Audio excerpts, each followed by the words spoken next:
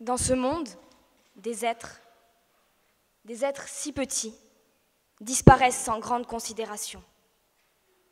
À l'échelle de la Terre, c'est un changement infime, si petit, si banal, si commun, qu'on ne lui prête alors qu'une attention minime. Un enfant né. Mais avec lui, bien plus petite encore et bien moins remarquée, une abeille disparaît. Pour ces enfants qui naissent, pour ces bouches à nourrir, on décime les forêts et les jachères fleuries. Avec l'expansion des zones urbaines et des cultures intensives, le milieu de vie et les denrées alimentaires des abeilles disparaissent. La déforestation diminue la possibilité de ruches sauvages au creux de troncs centenaires.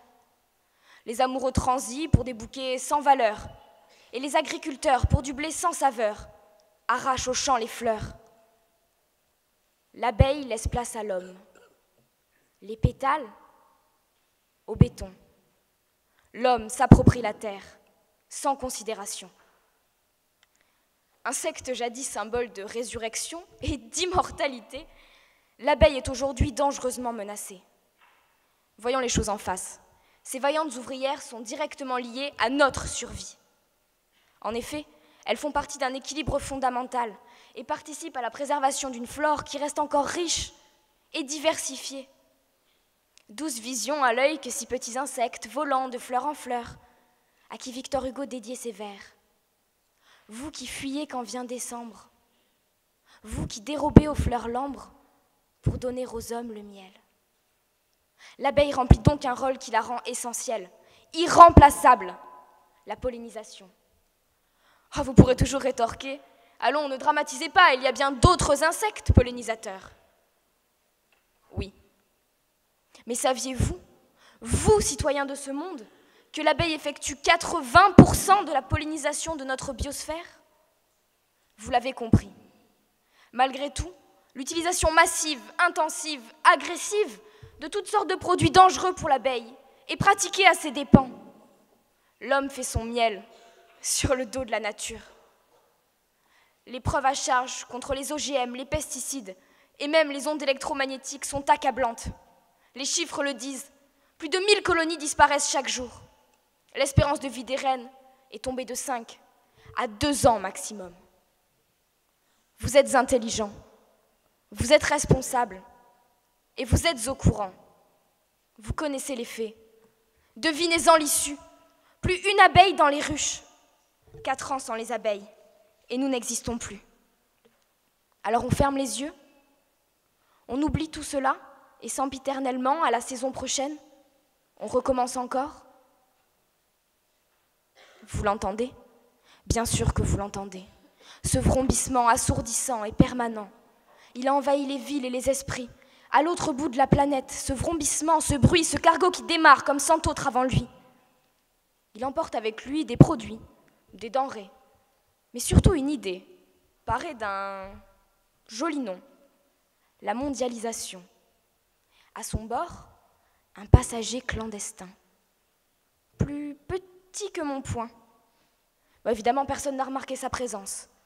Pourtant, le frelon asiatique fait des dégâts considérables parmi les colonies d'abeilles. Mais vous n'entendez que le bruit du cargo, et pas celui des abeilles disparues. Une fraction de seconde, voilà le temps qu'il faut à l'homme pour percevoir un bruit, alors que ce silence, il lui faut une éternité pour être entendu. Cependant, la préservation du peuple des abeilles n'est pas laissée pour compte. L'apiculteur reste l'élément médiateur, celui qui crée un lien entre le monde de l'homme et celui de l'abeille, travaillant au cœur des fleurs pour y jouer son rôle de révélateur de délicates saveurs. Mais leur nombre a chuté de 40% en 6 ans. Pourtant, les apiculteurs sont nécessaires à la protection des abeilles. Leur mission? Faire perdurer l'espèce face aux pertes massives décimant les cheptels, mais aussi se faire une place sur un marché progressivement inondé par la concurrence importatrice, moins regardante sur l'avenir des abeilles. Car l'abeille apporte à l'humanité d'indéniables richesses. Le miel, produit le plus réputé, mais aussi le pollen ou la gelée royale, peu connu du grand public et pourtant de véritables médicaments naturels. Eh oui, pendant que l'on invente toujours plus de remèdes chimiques, on détruit par ignorance et insouciance, des produits capables de bienfaits extraordinaires, au profit de bénéfices plus financiers que thérapeutiques. Un impact minime? Sûrement pas. Le regard et la main que nous portons sur elles témoignent de notre place dans une biosphère qui nous dépasse et nous submerge souvent, mais que nous avons le pouvoir de dévaster. Combien de millions d'abeilles décimées pour que les conséquences de nos actes nous rattrapent? Et alors seulement réagirons-nous? L'homme construit un monde instable qu'il s'effondrera avec lui. Il cherche des solutions temporaires. Il sait pourtant qu'il n'a rien fait tant qu'il n'apporte pas de solution durable.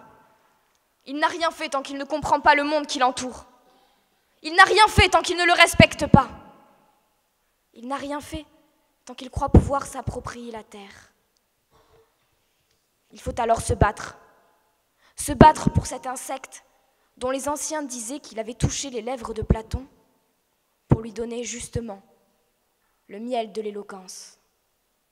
C'est à nous tous alors, jeunesse d'aujourd'hui, citoyens de demain, de faire nôtre la prière de Victor Hugo.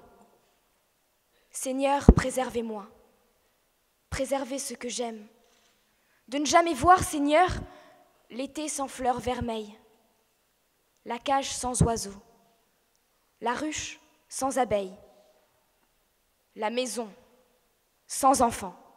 Merci.